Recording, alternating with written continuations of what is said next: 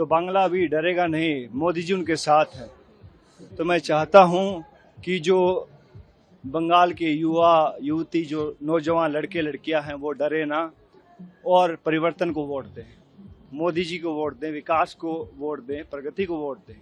जी, मैं यहाँ आया तभी हमने यहाँ रिंग में फाइट की। रिंग में फाइट क्यों की है कि बहुत सारे लोग डरे हुए हैं।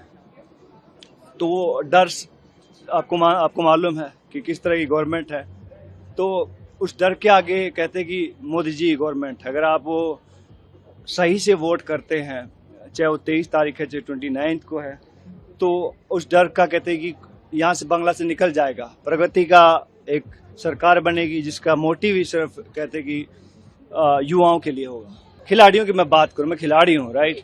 तो हमारे हरियाणा का ओलंपिक मेडल कितना मिलता होगा हमें, हम लोग का बताइए।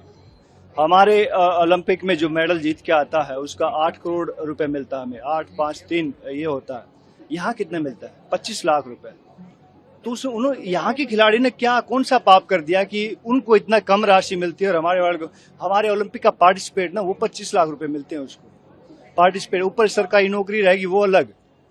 तो ये सब चीजें हैं जो यहाँ के खिलाड़ियों को बहुत सारी स्कीम तो यहाँ लागू की नहीं जाती, चाहे फिट इंडिया हो, चाहे खेलो इंडिया हो, चाहे टॉप्स हो, बहुत सारी स्कीम नहीं लागू की जाती। क्यों? क्योंकि वहाँ मोदी जी की सरकार है, यहाँ हम नहीं लगाएंगे, ऐसे थोड़ी ना होता है। देखिए, बंगाल ने बहुत सारे देशभक्तों को, बहुत सारे खिलाड़ियों को जन्म दिया है।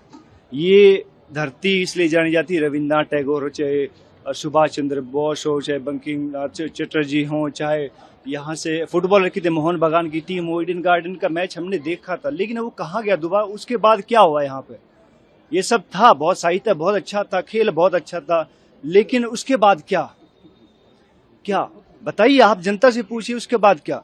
क्यों विकास नहीं हुआ यहाँ पे? क्यों दूसरा यहाँ पे सुभाष चंद्र बोस नहीं निकला, कोई भी लगाए, कोई स्पोर्ट्स पर्सन नहीं निकला? बहुत अच्छे प्लेयर होते थे, आपके सौरव गांगुली देख लिया, हम बड़ी रिस्पेक्ट करते हैं, बहुत प्यार देते हैं उन्हें, लेकिन उसके बाद क्या? कितने साल हो गए अभी? वो बहुत हो गई अपनी 15-20 साल पुरानी बात।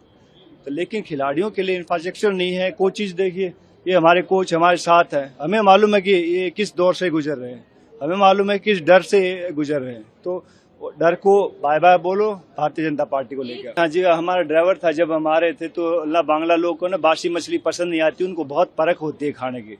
मैं कहा यार, तुम लोग इतने साल से बासी गवर्नमेंट चला रहे हो और तुम बात कर रहे हो कि बासी मछली की, तो अपनी गवर्नमेंट को भी बदल के दिखाओ, तब तो हम मानेंगे कि भैया तुम्हें बासी मछली पसंद नहीं है। अदरवाइज तो फिर हम नहीं मानेंगे कि भैया आप लोग का, फिर समझ सकते हो। Thank you.